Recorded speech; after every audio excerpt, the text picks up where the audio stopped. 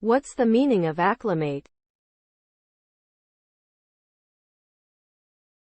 Acclimate. Acclimate. Acclimate. Acclimate. Acclimate. To acclimate means to adapt to a new environment or situation.